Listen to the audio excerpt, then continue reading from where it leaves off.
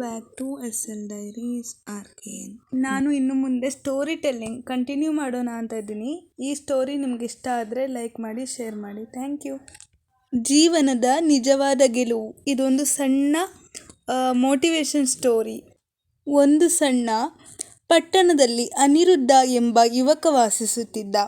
ಅವನು ತುಂಬ ಬುದ್ಧಿವಂತನಾಗಿದ್ದರೂ ಜೀವನದಲ್ಲಿ ಬೇಗನೆ ದೊಡ್ಡವನಾಗಬೇಕು ಎಂಬ ಆತುರ ಅವನಲ್ಲಿತ್ತು.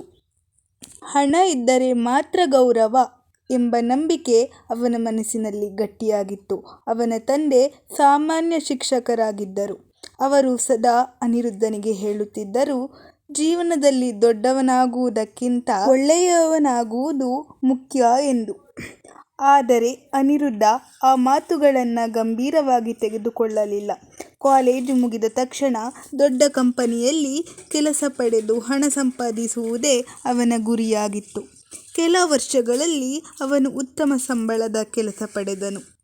ದುಬಾರಿ ಬಟ್ಟೆ, ದೊಡ್ಡ ಮೊಬೈಲ್, ಐಷಾರಾಮಿ ಜೀವನ ಇವೆಲ್ಲವೂ ಅವನ ಕೈಗೆ ಬಂದವು. ಆದರೆ ಅವನ ಮುಖದಲ್ಲಿ ನಗುವಿಲ್ಲ.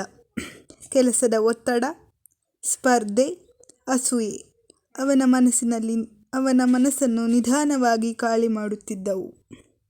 ಒಂದು ದಿನ ಅನಿರುದ್ಧನ ತಂದೆಗೆ ಆಕಸ್ಮಿಕವಾಗಿ ಗಂಭೀರ ಅನಾರೋಗ್ಯ ಬಂತು. ಅನಿರುದ್ಧ ಕೆಲಸದಿಂದ ಬಿಡುವು ಪಡೆದು ಊರಿಗೆ ಹಿಂತಿರುಗಿದನು. ಆಸ್ಪತ್ರೆಯಲ್ಲಿ ತಂದೆಯ ಕೈ ಹಿಡಿದು ಕುಳಿತಾಗ ತಂದೆ ನಿಧಾನವಾಗಿ ಹೇಳಿದರು, ನೀನು ಹಣ ಸಂಪಾದಿಸಿದ್ದೀಯೆ, ಆದರೆ ಶಾಂತಿಯನ್ನು ಸಂಪಾದಿಸಿದ್ದೀಯಾ? ಈ ಪ್ರಶ್ನೆ ಅನಿರುದ್ಧನ ಹೃದಯವನ್ನು ಚುಚ್ಚಿತು. ಅವನು ತನ್ನ ಜೀವನವನ್ನು ಹಿಂದಕ್ಕೆ ನೋಡಿದ. ಹಣ ಇದ್ದರೂ ಸಮಯ ಇರಲಿಲ್ಲ, ಸಾಧನೆ ಇದ್ದರೂ ಸಂತೋಷ ಇರಲಿಲ್ಲ. ತಂದೆಯ ಅನಾರೋಗ್ಯ ನಿಧಾನವಾಗಿ ಸುಧಾರಿಸಿತು. ಆ ಸಮಯದಲ್ಲಿ ಅನಿರುದ್ಧ ಊರಿನ ಶಾಲೆಯಲ್ಲಿ ಮಕ್ಕಳಿಗೆ ಪಾಠ ಹೇಳಲು ಆರಂಭಿಸಿದನು. ಮಕ್ಕಳ ಮುಗುಳ್ನಗೆ, ಅವರ ಪ್ರಶ್ನೆಗಳು, ಅವರ ಕನಸುಗಳು ಅವನ ಮನಸ್ಸಿಗೆ ಅಪಾರ ಸಂತೋಷ ನೀಡಿದವು. ಮೊದಲ ಬಾರಿ ಅವನು ಬೆಳಗ್ಗೆ ಕೆಲಸಕ್ಕೆ ಹೋಗುವಾಗ ಹಗುರನಾಗಿದ್ದ.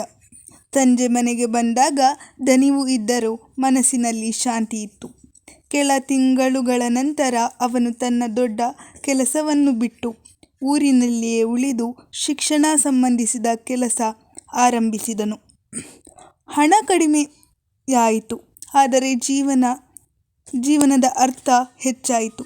ಒಂದು ದಿನ ತಂದೆ ನಗುತ್ತಾ ಹೇಳಿದರು, ನೀನು ನಿಜವಾಗಿಯೂ ದೊಡ್ಡವನಾಗಿದ್ದೀಯ. ಅನಿರುದ್ಧ ಅರ್ಥ ಮಾಡಿಕೊಂಡನು. ಜೀವನದ ನಿಜವಾದ ಗೆಲುವು ಹಣದಿಂದಲ್ಲ, ಮನಸ್ಸಿನ ಶಾಂತಿ ಮತ್ತು ಅರ್ಥಪೂರ್ಣ ಬದುಕಿನಲ್ಲಿದೆ. ಕಥೆಯ ಸಂದೇಶ: ಹಣ ಜೀವನವನ್ನು ಸುಲಭ ಮಾಡಬಹುದು, ಆದರೆ ಸಂತೋಷವನ್ನು ಕೊಡುವುದು ಅರ್ಥಪೂರ್ಣ ಜೀವನ ಮಾತ್ರ.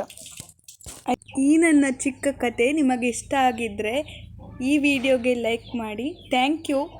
ಇಷ್ಟು ಹೊತ್ತು ನನ್ನ ಈ ಚಿಕ್ಕ ಕಥೆಯನ್ನು ಆಲಿಸಿದ್ದಕ್ಕೆ ಧನ್ಯವಾದಗಳೊಂದಿಗೆ ಮುಂದೆ ಮತ್ತೊಂದು ಕಥೆಯೊಂದಿಗೆ ನಿಮ್ಮನ್ನು ಭೇಟಿಯಾಗುತ್ತೇನೆ ಅಂತ ಹೇಳ್ತಾ ಈ ವಿಡಿಯೋವನ್ನು ಕೊನೆಗೊಳಿಸುತ್ತಿದ್ದೇನೆ. ಧನ್ಯವಾದಗಳು ಎಲ್ಲರಿಗೂ.